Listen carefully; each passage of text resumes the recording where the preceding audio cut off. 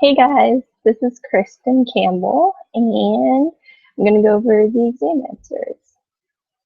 So, for question number 1, it asks us to do a chi-square analysis. And for this one, I showed the parents and then the F1 generation, and then after that, I went on to do the ratios for the F2 generation and what that would look like.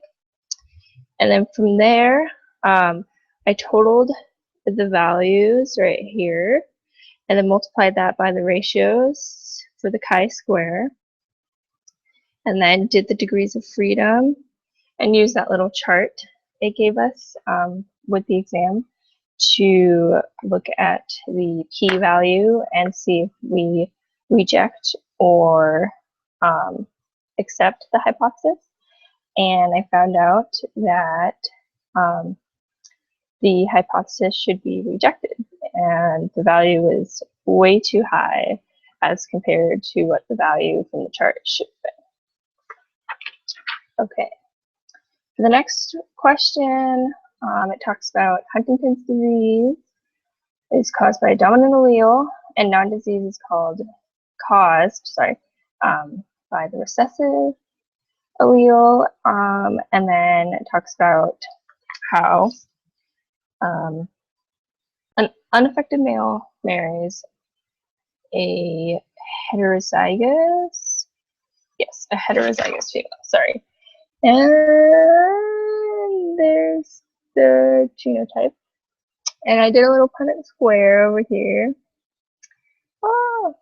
And so for the first one, it asks, what's the probability of all 6 being affected? So you take the half that would be affected to the 6th power and get 1.56% about.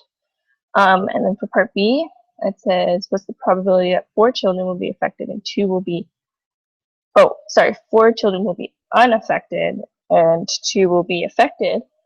And we're going to have to use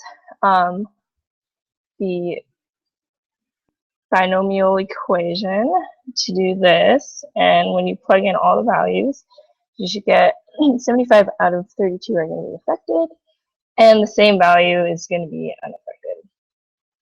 Okay, and then for part C, probability that for the first 3 children will be affected or will be unaffected. So or we learned is going to be, we're going to use the sum rule. So for affected, you're going to take that half to the 4th power, and for unaffected, you're going to take half to the 4th power. Then you're going to add those two together to get 12.5%. And sorry, there's my work. Okay, for part 3, we're asked to look at different pedigrees and figure out which mode of inheritance it is. So for part A, it looked like that. I said that it was autosomal dominant because the pink is going to have homozygous, and then, the uncolored is going to be homozygous, while the pinks are going to be heterozygous. And the dominant part of the dominant trait is that 50% of the kids are going to carry on that disease, and you see that here. Okay, and then for part B, I said autosomal recessive. All the colored ones are homozygous. And we see that in that one, it skips a generation, which can also happen in autosomal recessive. I'm sorry, did I say homozygous? I don't know. And then for part C, I put an X-linked recessive. Only the males are affected in this one, but I thought it was Y-linked at first. But because it skips a generation over here, it can't be Y-linked recessive because Y-linked doesn't skip a generation, and X-linked recessive can. Okay, and then for the last one, I put X-linked dominant.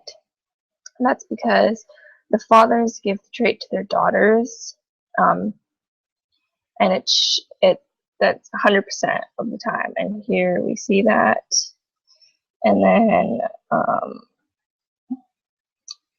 the males and female ratio of an affected mother will be evenly distributed. So that's why I picked that one.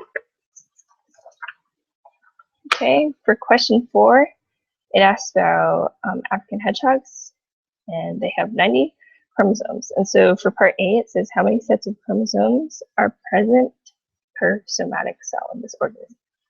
So I put 45 sets because you're just going to divide that 90 chromosomes by half. And then how many tetrads are found during prophase 1? I also put 45 for that one. How many sister chromatids are found per cell? So you're going to take, during metaphase 2. So you're going to take those 45 chromosomes and multiply it by 2, the sister chromatids, and get 90 to get 90 sister chromatids. And then how many chromosomes are found per cell during prophase 2? So since the cell has divided, there's going to be 45 chromosomes in each, going to divide that original 90 by 2. Okay, and then for question number 5, it talks about a tetrahybrid cross of pea plants, and there's 4 different traits, and then you're asked the probability. In part A, it says what's the probability that a dwarf, wrinkled, yellow, and terminal offspring is produced. So what you're going to do for that is just use the product rule, multiply it all out, and get 1 out of 64. For part B, it says what is the probability that an offspring plant has a certain genotype. So for that one, same thing. Going to take each ratio of the genotype for each trait and then multiply them together, and you'll get 1 out of 16. Okay, then part C says what is the probability that the first 5 offspring have a certain genotype again. So what you're going to do for that one, you're going to multiply the ratios for all the traits together, and then you're going to take it to the 5th power since it asks for the first 5, and you're going to get 2.91 times 10 to the negative 11th. That's a really small probability. Okay, and for the last one, it says what's the probability that an offspring will have dwarf, round, yellow, and axial, or will have dwarf, wrinkled, green, terminal. So again, 4 is going to lead to the sum rule. So we're going to multiply all the genotypes out again here, and then add the 2 together, and then you're going to get 7.81% in the end. All right, thanks for watching, guys.